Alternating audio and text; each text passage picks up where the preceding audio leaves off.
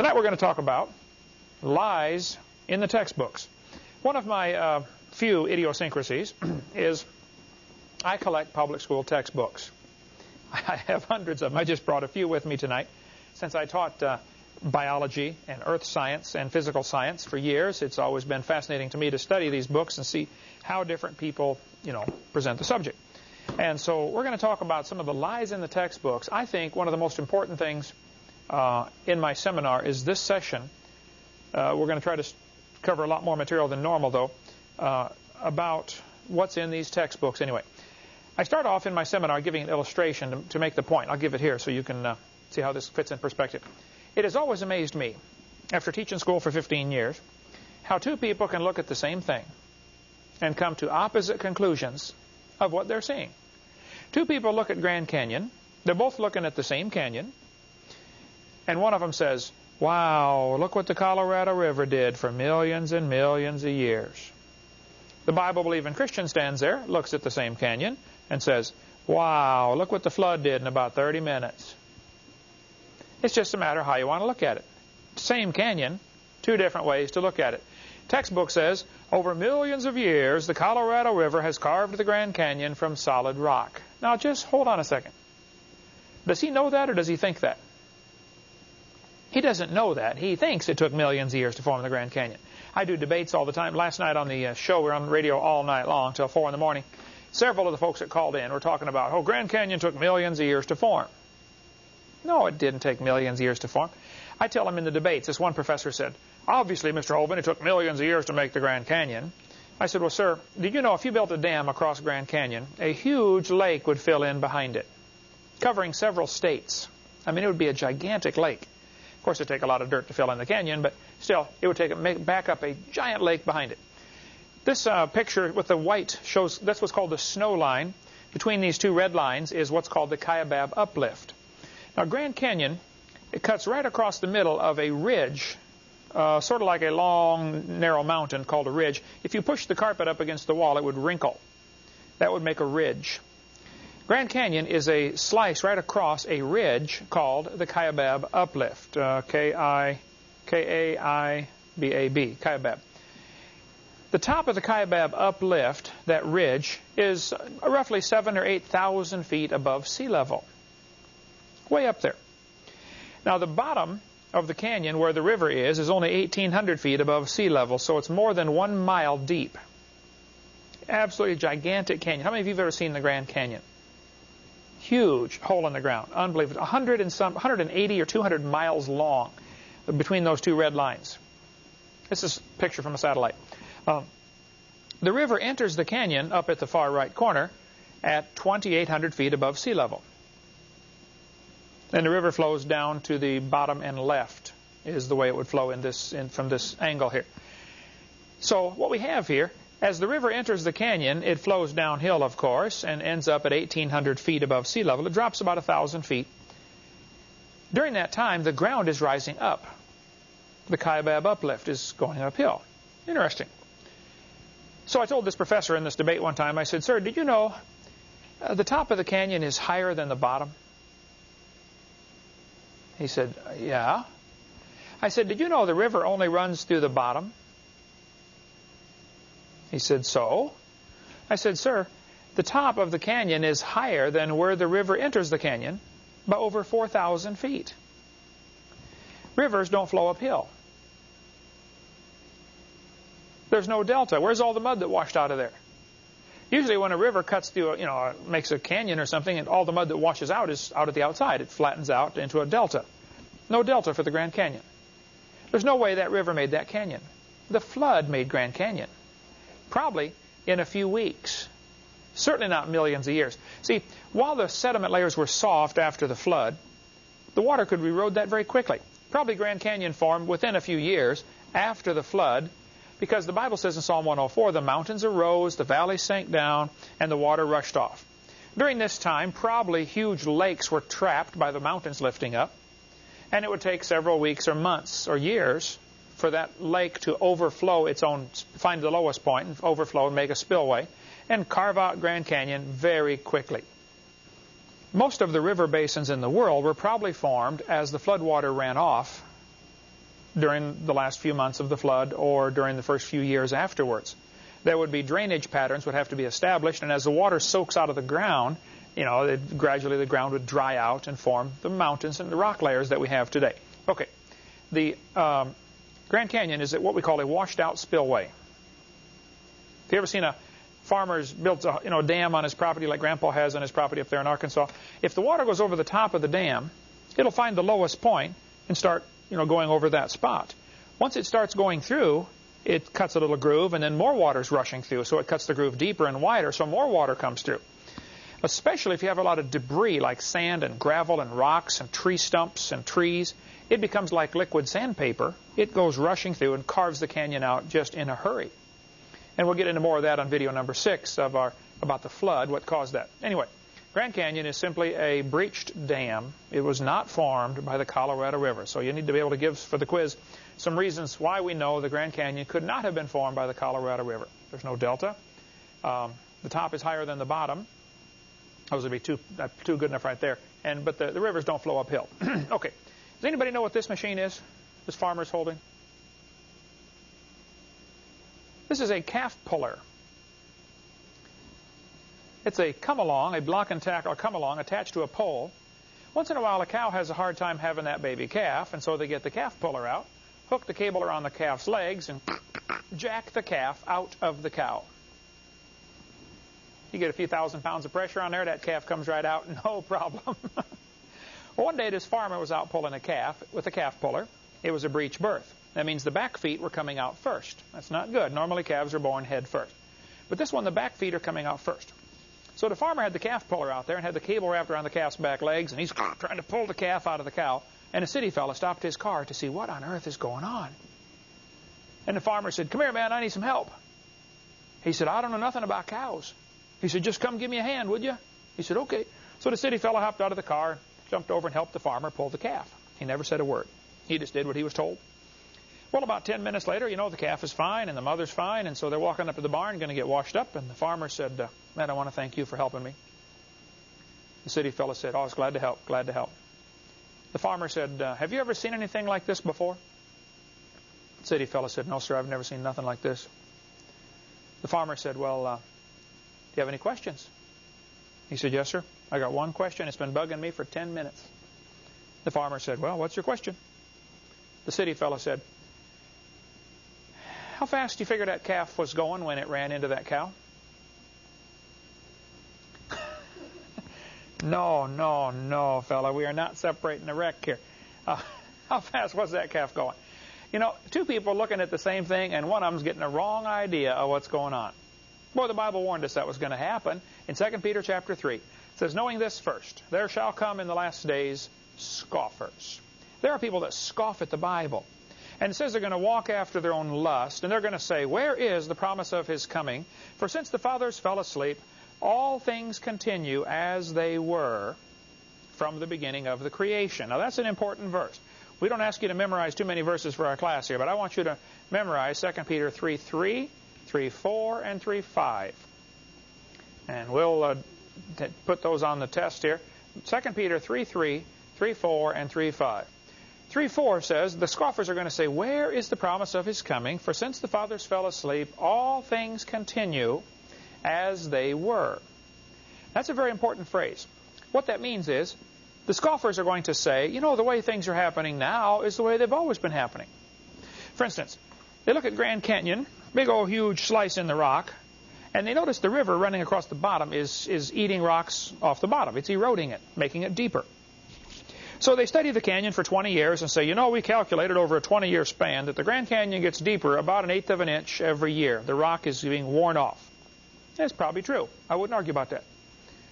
And they'll say, "See, this canyon is, 6,000 feet deep and at 1/8 of an inch a year. That proves it's, X number zillion years old." Now, hold it. You're assuming that what you're watching now, 1/8 of an inch per year, is what's always happened. Right there is the faulty assumption. 99% of that canyon was formed in a couple days, and the last 1% has been happening over the last 4,400 years since the flood. But they assume what we see today is is the way it's always been happening down through history. That is called uniformitarianism, which would be a word you need to know. We'll get into that in a second. I'll put it up on the board here. The scoffers, the Bible says, will be willingly ignorant of how God made the heavens and the earth standing out of the water and in the water. We covered that in the previous sessions about what the original creation was like, how that the earth was made with a canopy of water overhead, and it was in the water and out of the water. And the scoffers are ignorant of the flood, whereby the world that then was, being overflowed with water, perished. This world was destroyed by a flood. And the scoffers don't want to admit there was a flood because that means, God has the authority to judge His creation. And He does, folks. This is His world. He can wreck it if He wants. Well, one of the scoffers in the last days was a fellow named James Hutton. In just about every science book, you read something about James Hutton. He lived in the late 1700s. He wrote a book in 1795 where he said, I think the earth is much older than everybody says. Now, you need to understand the history here. In the late 1700s, of course, we had our American Revolution. The English call it the Rebellion. We had our revolution in 1776 and rebelled against, King George, threw the tea in the harbor, making it unsuitable even for the British to drink. And in 1795, James Hutton wrote his book and said, I think the earth is millions of years old. Now, during this time, almost everybody in America, at least, and in the Western world, believed the Bible. They were strongly influenced by Christianity. And most everybody believed the earth was about 6,000 years old. So James Hutton comes along and says, I think it's, millions of years old. Well, that was a pretty new thought, and not many folks believed it. Also, during this time of the end of the 1700s and early 1800s, there were many revolutions going on. There were countries rebelling against the idea of a monarchy, a king. We had the American Revolution, the French Revolution, the Spanish, the Polish, the Italian, the German. What was happening was people were throwing off the king as a form of government.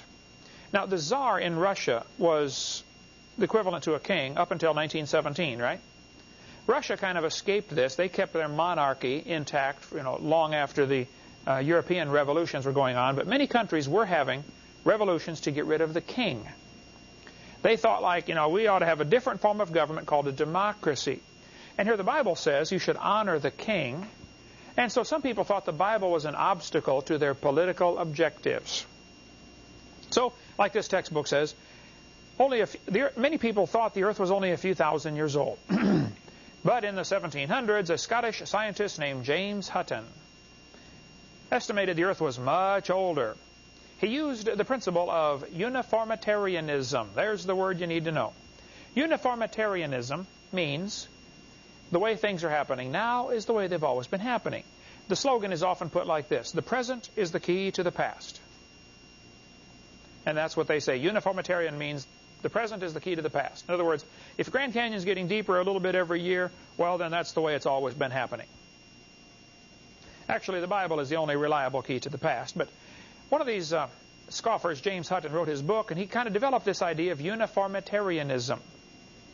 Now, a young lawyer from Scotland named Charles Lyell read that book and became very influenced by it. Charles Lyell, and you need to know his name, Charles Lyell, the Scottish lawyer, hated the Bible.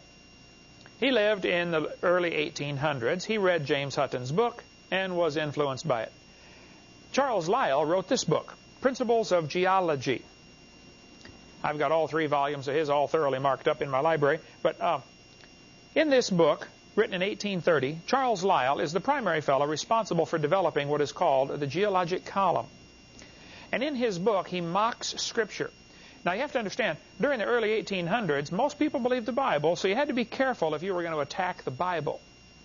You didn't just come out and blast it like the atheist did last night on the radio program, and the calls you got last night, Marlissa, on the skeptics calling in saying, oh, you're so stupid to believe the Bible.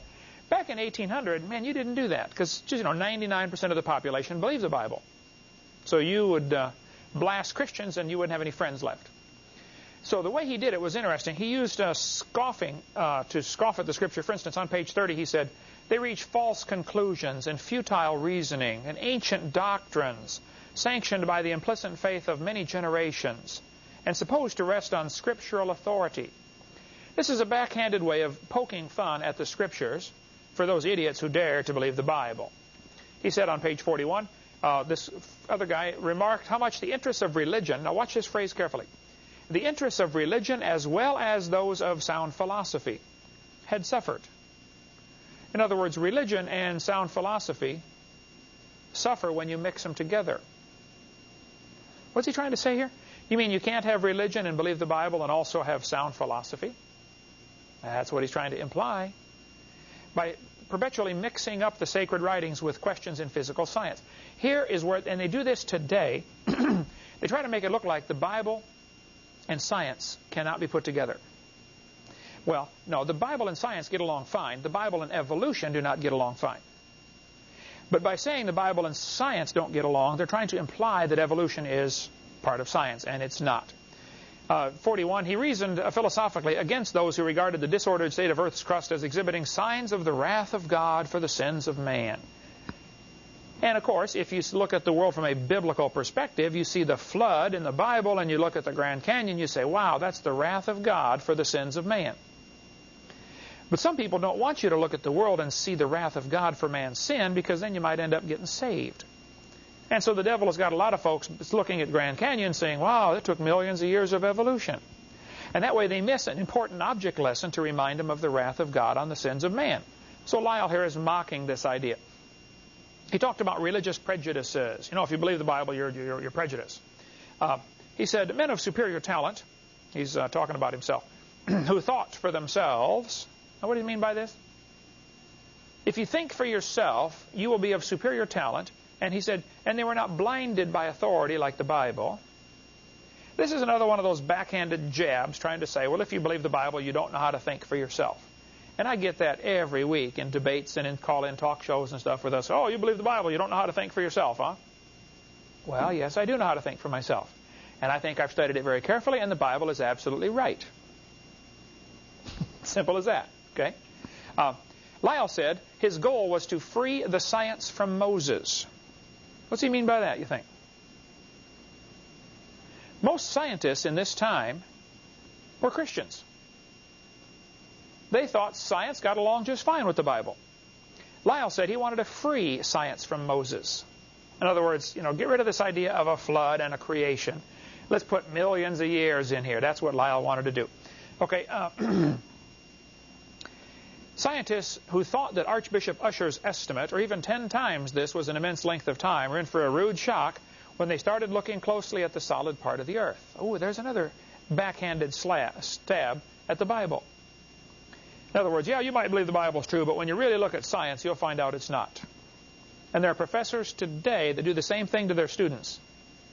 They're going to say, oh, you believe the Bible, huh? Well, by the time you get done with this class, we'll show you the truth. That's just the attitude they have. That science doesn't go along with Scripture, but it certainly does. Lyle, in the early 1800s, developed, well, along with some other fellows, he developed the geologic column. How many have ever heard of the geologic column before? This was the time when they divided the earth up into layers, you know, Cenozoic, Mesozoic, Paleozoic, Archaeozoic, and all this stuff. They further divided it into different periods like the Jurassic, the Cretaceous, Jurassic, Triassic. Each of these names, most of these names, comes from a section in England, like the Devonian, for instance. There's a Devonshire, England. I believe it's called Devonshire, and they named it after that section. Most of the names come from a section of England where they were digging around finding these layers of, you know, chalk or something. Cretaceous, Cretia, means Latin for chalk. And so they find a layer of chalk, and they call that the Chalk Age, the Cretaceous Age. I don't know what the rest of them mean, but you can look it up in any dictionary. But each of these layers was assigned, during this 1800s, a name, an age, and an index fossil. How many saw the movie Jurassic Park, named after the Jurassic layer? Did they have that in Ukraine, Jurassic Park movie? Did you see this? No? Oh, scary movie. Did you see it, Tanya? You haven't seen it either? I think we have it. You can take it home and watch it. You'd enjoy that.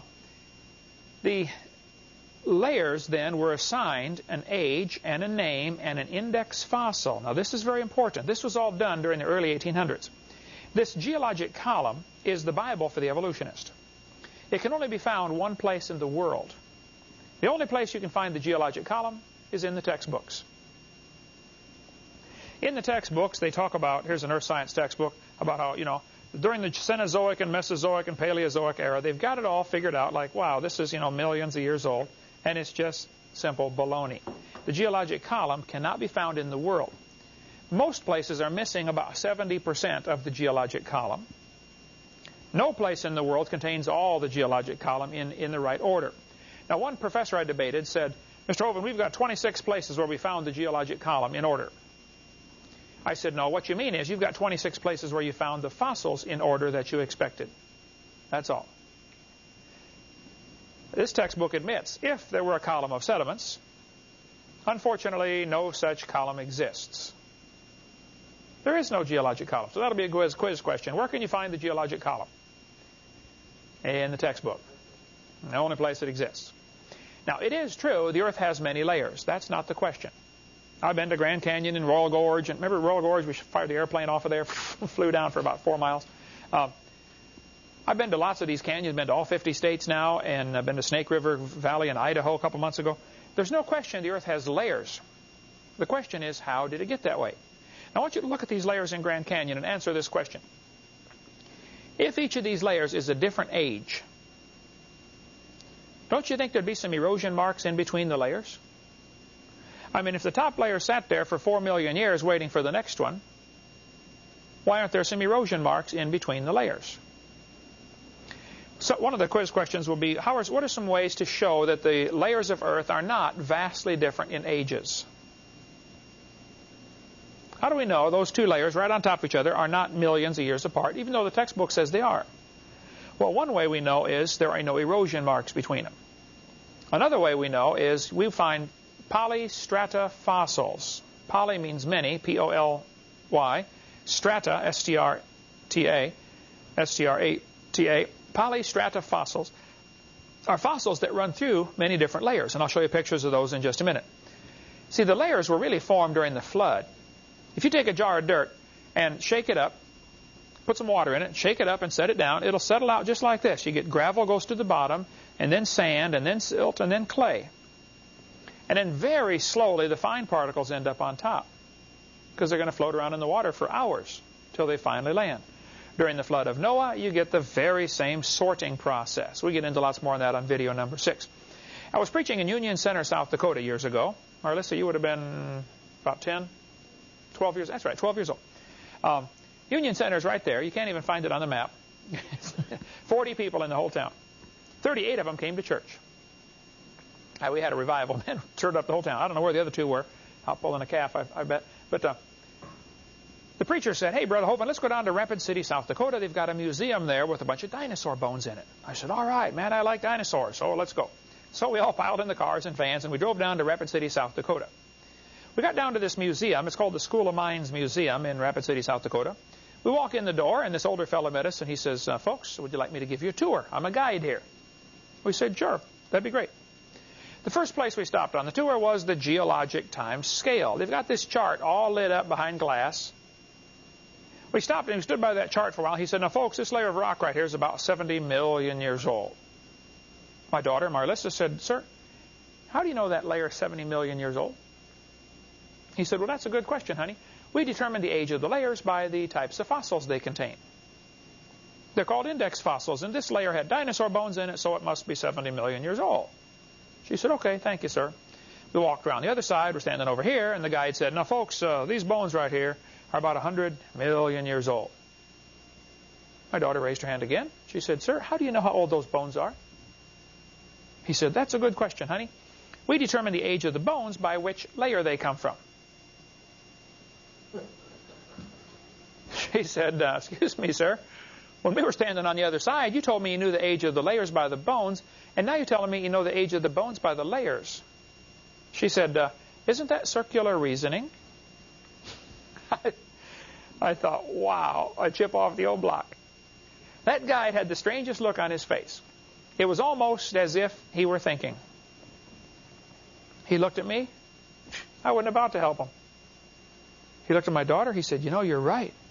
That is circular reasoning. He said, I never thought of that before. That poor fellow drove 50 miles one way that night to hear me preach in Union Center, South Dakota. The crowd swelled to 39. We set up a chair in the aisle. Afterwards, we talked for almost an hour.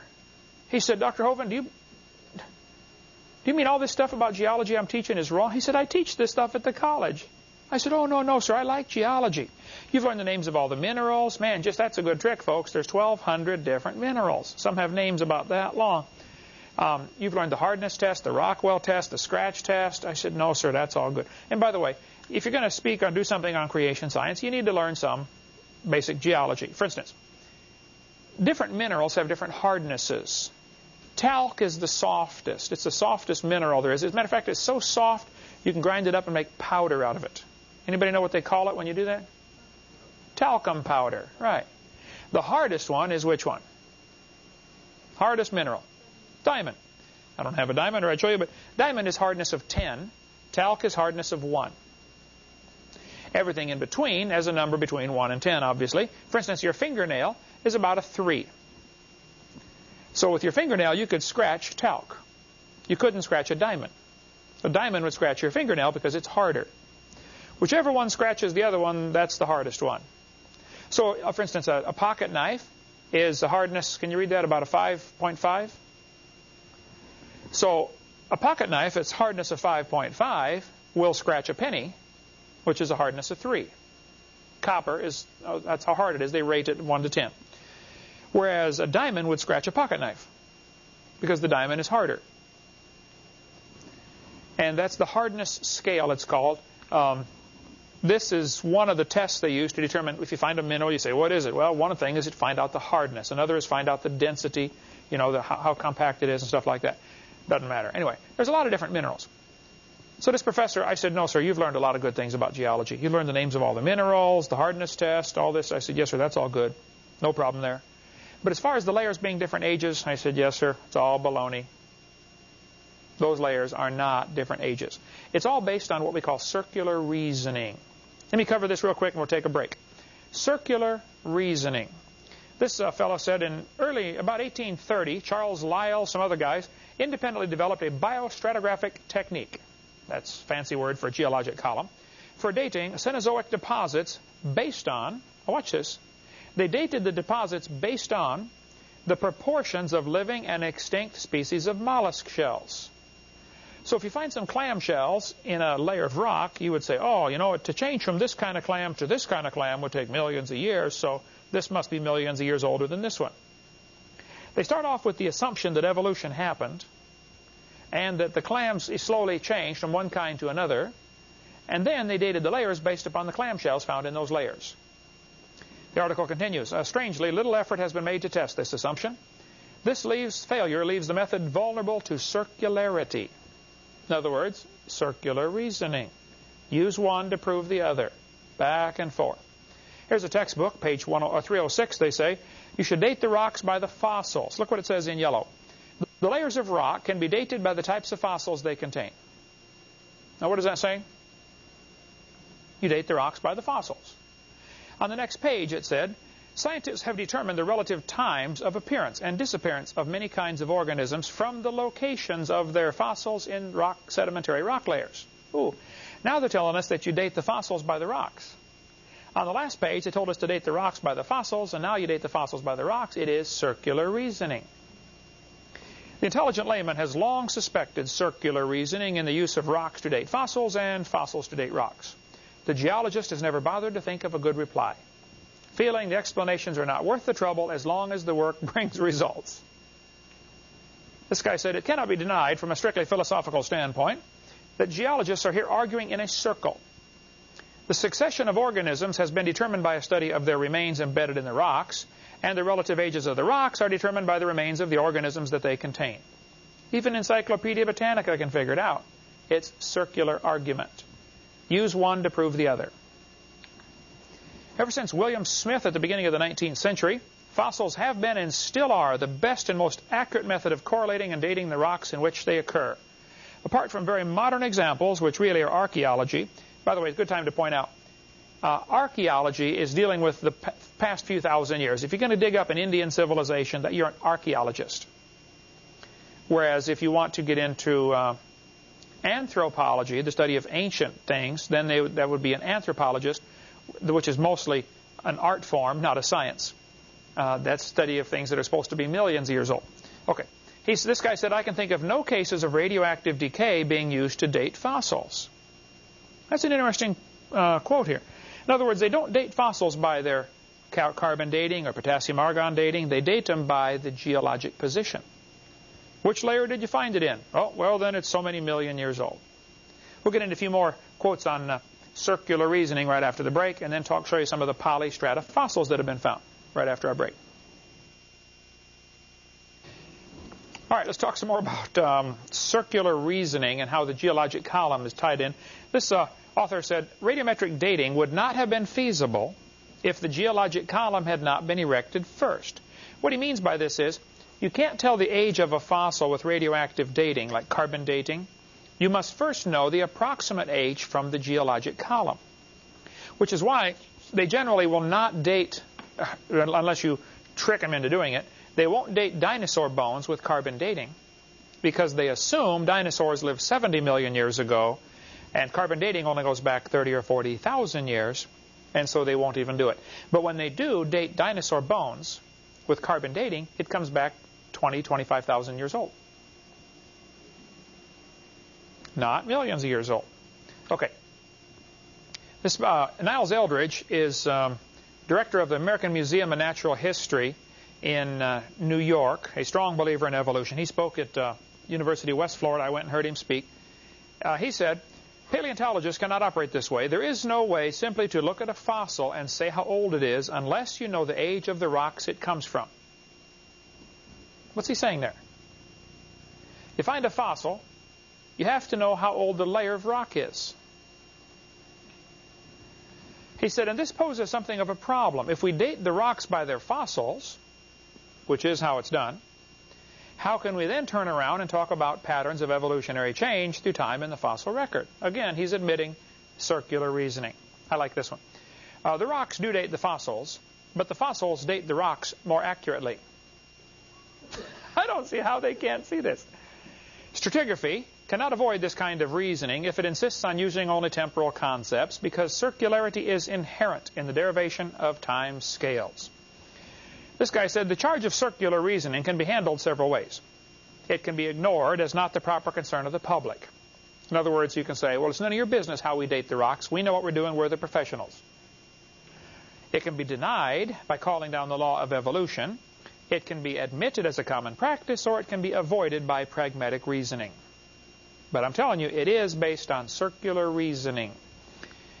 This Larry Azar said, are the authorities maintaining on the one hand that evolution is documented by geology, and on the other that geology is documented by evolution?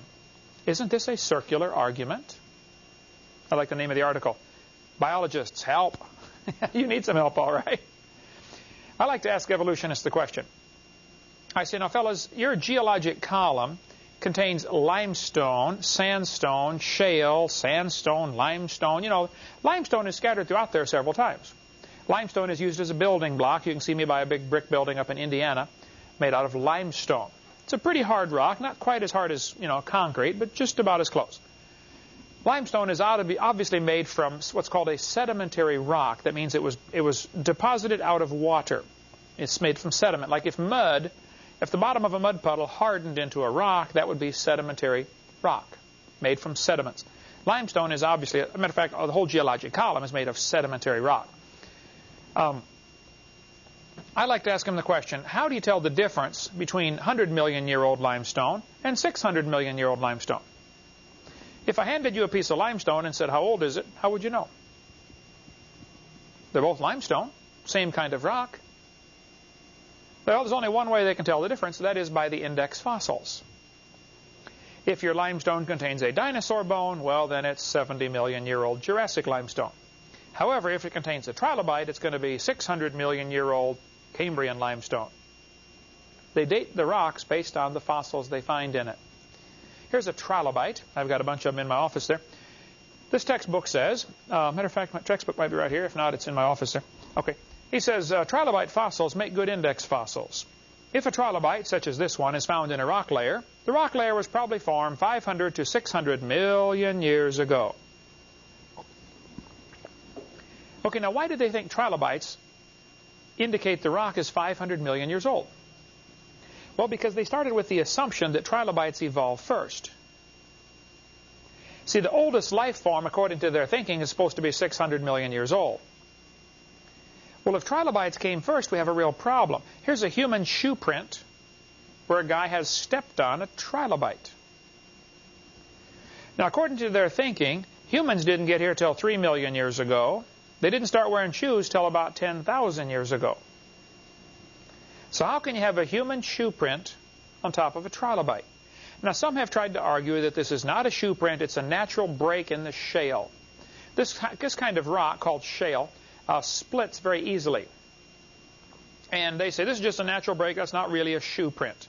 Well, Mr. Meister from Carnes, Utah, who found it, took it to quite a few geologists. Dr. H.H. Doling of Utah's Geological Survey certified it is not a fake. Reader's Digest, Mystery of the Unexplained talks about this. A human shoe print smashed on top of a trilobite, on top of a smashed trilobite, would indicate trilobites and humans lived at the same time. Which I could have told them. The Bible says God made everything in 6 days. Some people say maybe aliens visited the planet. And that's what happened. 600 million years ago, aliens came down here. One guy said maybe a large trilobite shaped like a shoe fell on a small one. Well, there are some big trilobites, I'll admit, but they're not shaped like a shoe. 2 Peter's got the best explanation. The scoffers in the last days are willingly ignorant of the flood. Probably trilobites dwell at the bottom of the ocean, go through the mud down there or something, and they do have gills for living in water. And probably during the time of the flood, the crust of the earth is flexing back and forth, and what used to be the bottom of the ocean is now above sea level. And people are running across this area trying to find a mountain to keep out of the water. And somebody stepped on a trilobite, which before had been at the bottom of the ocean. Trilobite eyes are incredibly complicated. This Science News back in 1974 said the trilobite eyes have the most sophisticated eye lenses ever produced by nature. Well, I disagree. They said they were produced by God. But the trilobite eye sometimes will have 1,500 lenses, which means he could actually see all directions at the same time. He can see behind him and see above him and see around him, all at the same time. Even Stephen Gould says the eyes of the early trilobites have never been exceeded for complexity or acuity. Well, now, if they're the first animal to evolve, or one of the first, don't you find it kind of interesting? They've got the most complicated eye in the world. There might be some animals like trilobites still alive. I talked to Joe Taylor today at Mount Blanco Museum in Texas. They've got a great display of fossil trilobites, including many that are found in the folded position. What happens when a trilobite dies, it folds up or rolls up. How many have seen the little bugs we have here in Florida? They roll up, like call them a roly-poly. A little round pill bug they're called. As soon as you touch them, they roll up, looks like a little BB. You know what I'm talking about, the little gray things? Yeah, called a pill bug. Trilobites do that also. When they get scared, they roll up, so their shell protects them on all sides. Many trilobites are found fossilized flattened out. Some are found fossilized rolled up. Many millions are found fossilized halfway. They started to roll up and died. Now think about it. Mount Blanco Museum has a display of trilobites where there's 2 of them that are laid out flat like they're walking. The one in front of them is halfway rolled up.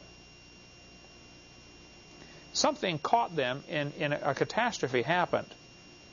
Probably an incredible water temperature change during the time of the flood. You'd have the fountains of the Great Deep breaking open, hot waters rushing into certain areas, killing these animals before they can even think of what's going on. They don't even have time to curl up. They just die in the flattened out position. This rock is called it contains a fossil called a graptolite. Now the graptolite is the New York state fossil. Every one of the 50 states has a state bird, a state flower, and a state fossil. Graptolite is from New York, just north of Pennsylvania, Becky. I don't know what Pennsylvania's fossil is. Would you know that? You lived there. You don't know? Okay.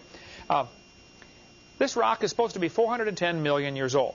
Now this means if you find a rock and it contains a graptolite, the professor will date it at being 410 million years old. Not because he knows how old the rock is, but because he knows it contains a graptolite, and they're supposed to have lived 410 million years ago. Index fossils determine the age of the rocks. Well, this was all working fine until 1993, when they found graptolites are still alive in the South Pacific. Well, now hold it. If they're still alive, maybe that means they could live in any rock layer.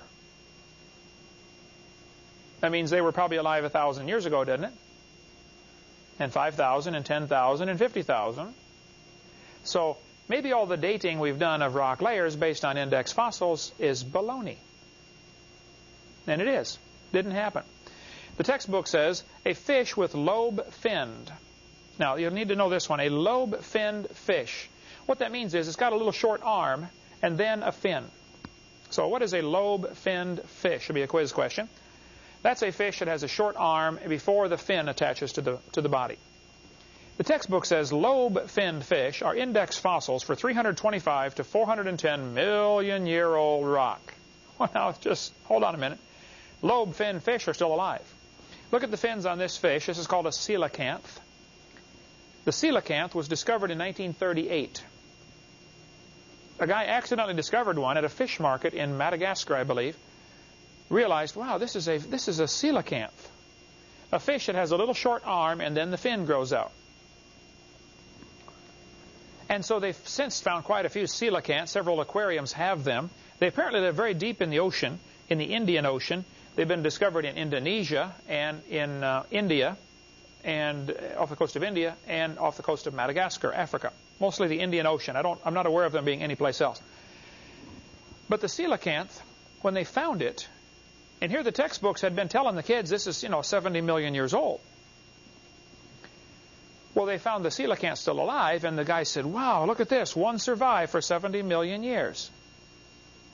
It doesn't even enter their mind that, wait a minute, maybe your geologic column is baloney. See, they have to defend that geologic column. You don't dare question that because you lose your job. So instead, they'll say, wow, some survived for 70 million years. They do the same thing when they find a living dinosaur. Wow, some of them survived for 70 million years. They just don't get it.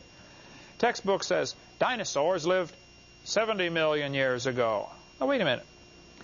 Dinosaur blood was found inside the bone.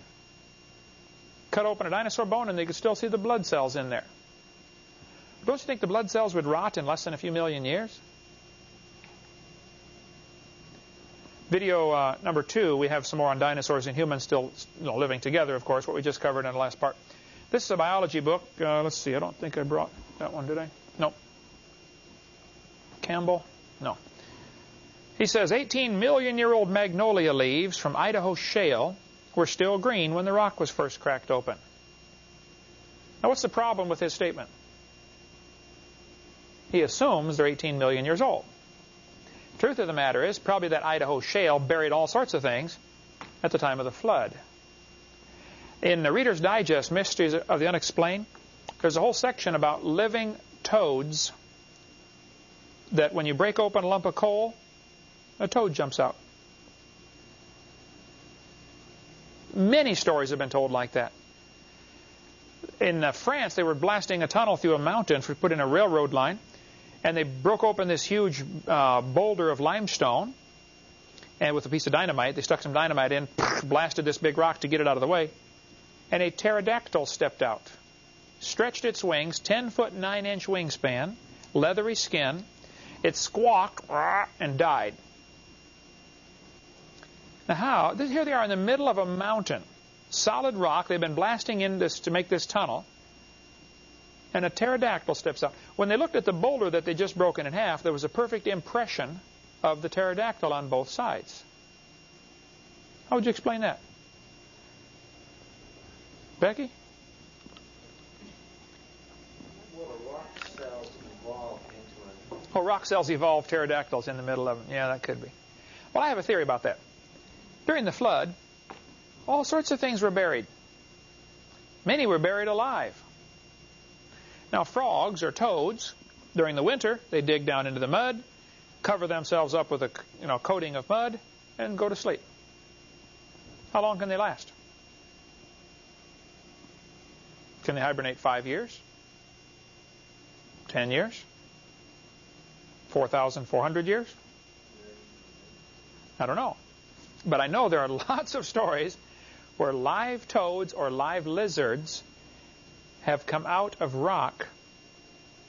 And I'll show you the stories in Reader's Digest, Strange Stories and Amazing Facts, or Mysteries of the Unexplained. These stories are told in many of these books, and it gives the documentation of who it happened to. Sometimes the toads are kept alive for weeks afterwards. I think the flood's the only explanation for that. You get these live animals trapped in these rocks. They're going to say each of the layers is a different age. Well, now, hold on just a minute. All over the world, we find petrified trees standing up. Darwin didn't like to round off the numbers, so he said the Wealden deposits in England were 306,662,400 years old. Oh, that's real good, Charlie. How do you know this now? Explain this to me. Here's a petrified tree standing straight up. This one's in Germany, but they're found all over the world. Petrified trees standing up. Notice it's running through many different layers of rock. This is another one of the proofs that the layers of rock are not different ages. Here's a petrified tree with me standing next to it. This one's from Yellowstone National Park in Wyoming. In Yellowstone, there's this place called Specimen Ridge. I was there a couple years ago when Eric graduated from the college out there. And we went to Specimen Ridge. There are petrified trees standing up. None of the trees are more than 500 years old. They have less than 500 rings. Many of them run through 4 or 5 layers above the one that they're in. Nearly all of them have roots that go out a short distance and stop. If a hurricane came through town here and knocked trees down, it would knock the tree over and pull up a root ball. Does it get all the roots out of the ground? No, it breaks them off, doesn't it? It'll break them off, depending on how strong the root is, it'll break it off somewhere. And you end up with a root ball. Now, during the flood of Noah, I bet there were zillions of trees that were ripped out by the roots, floated around, and redeposited. They float along, and the water slows down, so they stop and settle to the bottom.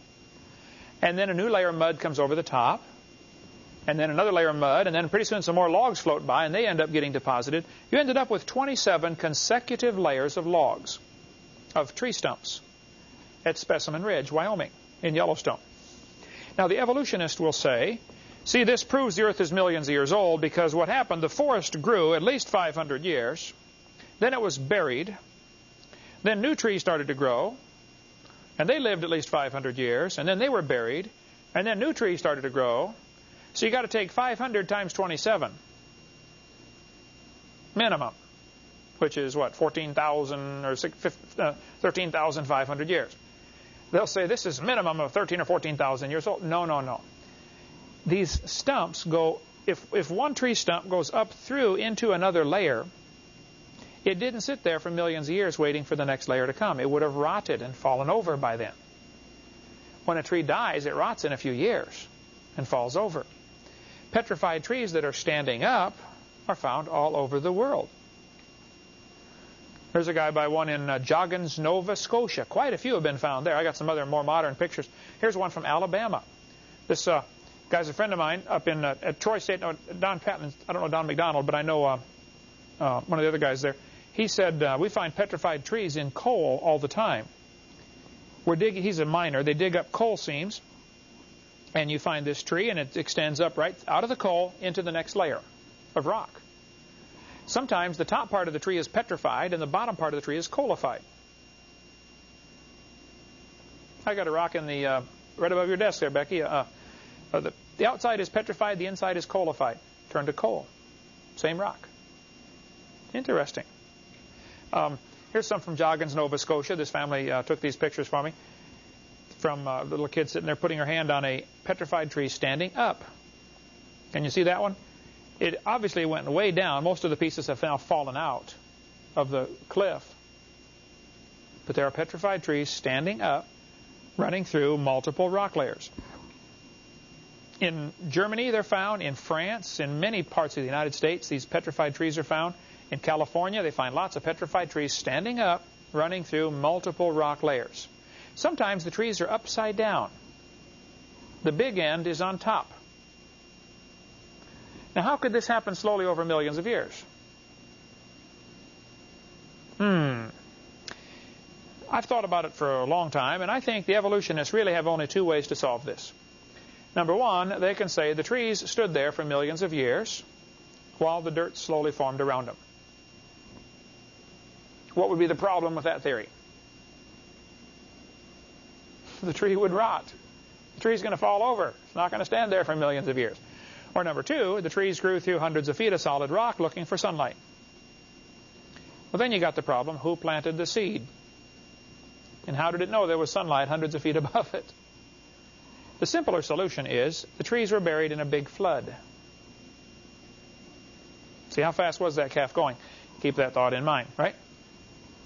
The flood formed nearly all the layers of rock that we see in the world, and we have polystrata fossils to prove it.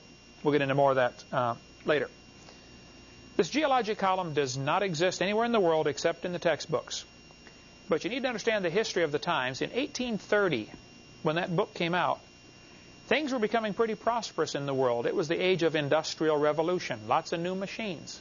In the old days, if you wanted to make a shirt, you had to go get the cotton, spin it into thread, weave the fabric, sew the shirt. It might take you 3 weeks to make a shirt. Now they got machines that can make a shirt in 3 hours. Wow. Now instead of spinning the thread by hand, with their, pedaling their spinning wheels, you got a big machine to make it in a hurry. And the more machines that came on the line in the early 1800s, called the Industrial Revolution, the more prosperous things became. I mean, all of a sudden, you didn't have to work, 8 hours a day just to prepare food. You could do it in 2 hours a day. You didn't have to spend 3 weeks harvesting your corn. You now have a machine that'll harvest the corn in 3 hours. So once things, it starts to allow you to get more done in a day, to make more money in your lifetime, and everything's becoming very prosperous. And so some people thought, we got everything we need. We don't need God anymore. And often when times are good, people turn away from God. When times are bad, they turn to God. Some people say, boy, if God had given me $1 million, I'd tithe. No, probably if God gave you $1 million, it would ruin you. You'd end up getting away from God altogether. That's probably, and God knows that's what would happen. It does to most folks. Doesn't have to, but it just seems to work that way. So in the early 1830s, people were believing the Bible was true. The flood formed all those layers. Lyell comes along and says, no, these layers formed slowly. And they started believing it, and it turned them away from the biblical worldview. And all of this had a very profound influence on a young fella named Charles Darwin. Charles Darwin went on a boat ride in 1831. The boat was called the HMS Beagle. And that boat ride, while he's sailing around, he had just graduated from Bible college. And he brought some books with him to read. One of the books he brought was Principles of Geology, written in 1830. Here it is the next year, 1831, and Darwin brings this book. That book, as he read it on that voyage, changed his life forever. And we'll talk next class about what happened to Charles Darwin in the early 1830s. Coming up next week. Thank you for joining us.